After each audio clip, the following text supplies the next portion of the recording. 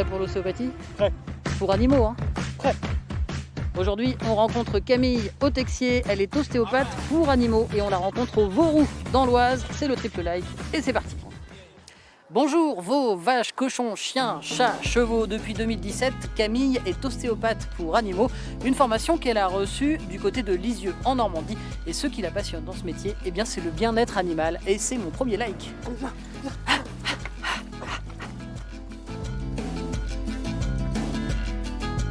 Ce que je préfère, c'est en préventif, comme chez nous les humains, au moins 1 à 2 fois par an, pour éviter toute apparition de pathologies, comme les pathologies précoces, comme de l'arthrose par exemple, qu'on retrouve souvent chez les animaux.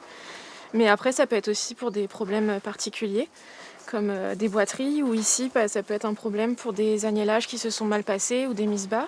Il y a beaucoup de bienveillance, beaucoup de calme pour pouvoir faire les gestes que vous faites avec cette brebis là. Oui, en fait, on arrive à se mettre dans notre bulle. C'est un travail à 3 parties, donc le propriétaire, l'animal et puis moi. C'est quelque chose qu'on fait à 3 en fait. Et il faut vraiment, en général, ça se fait dans le calme. Et déjà, quand les propriétaires appellent pour une séance d'ostéopathie pour leurs animaux, c'est qu'il y a une notion de bien-être en place. On est là pour le soin et le traitement de l'animal. Et je pense qu'ils le ressentent aussi. Oui, Maya. Elle, c'est une chaîne de reproduction. Et depuis que je fais de l'ostéopathie après la mise bas, la récupération est beaucoup plus rapide et les chaînes sont beaucoup mieux. Ah, vous en apercevez vraiment? Oui, il y a vraiment une différence. Elle, sa première mise bas, elle a mis des semaines à s'en remettre. Là, 1 semaine et puis c'était bon. Ah non. Le diplôme de Camille, c'est 5 ans d'études, mais le métier est en constante évolution. Et c'est ça, mon deuxième like. Il faut s'adapter aussi aux différents animaux, tout ce qui est nouveaux animaux de compagnie. Donc ça aussi, c'est des choses qu'on n'apprend pas forcément à l'école. Donc on doit aussi apprendre plus tard.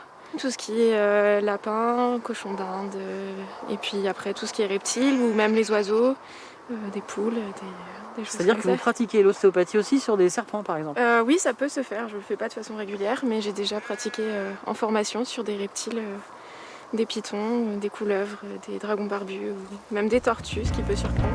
Et oui, on ne s'ennuie pas, c'est ça mon troisième like pour Camille, pas de routine au quotidien.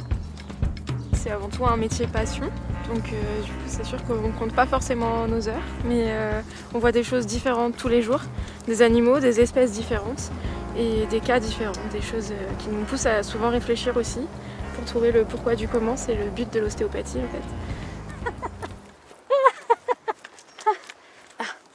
Aïe. Mais Julien, faut faire attention, vous boitez un peu, non? Oui, je me suis un peu fait mal au genou. Ah oui, c'est pas la peine de gambader comme un volatile comme ça, je soigne que les animaux moi. Ah, dommage. Bon, et bien en tout cas, si vous souhaitez faire soigner vos animaux, Camille travaille à Beauvais, 50 km autour, et puis aussi dans le Val d'Oise et dans la Somme. Il y a une page Facebook pour la contacter. Et moi, je vous dis à bientôt pour un nouveau triple like. Mais Camille, c'est vrai que j'ai un peu mal au genou, hein.